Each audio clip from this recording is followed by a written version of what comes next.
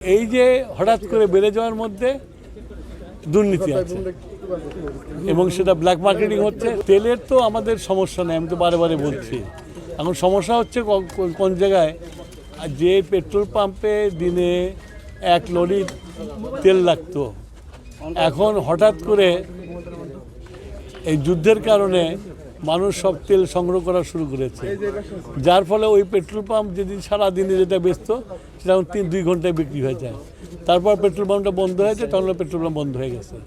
Petrol পাম্পের যে ধারণ ক্ষমতা আছে সেটা যদি ব্যবহার বেশি হয়ে যায় তাহলে সবাই বন্ধ হবে।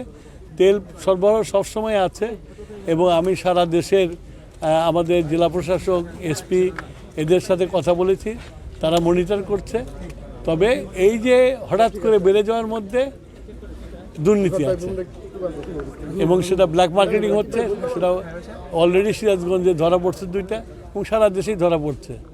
এইটা জনগণের কাছে আমার আবেদন থাকবে যে ওনারা যেন নিজেরা এটাকে দেখেন এবং কন্ট্রোল করেন। আমাদের মাননীয় প্রধানমন্ত্রীর সবচেয়ে বড় বিদ্যুতের ক্ষেত্রে সবচেয়ে বড় থ্রাস্ট সেক্টর হলো সৌরবিদ্যুৎ, রিনিউয়েবল এনার্জি।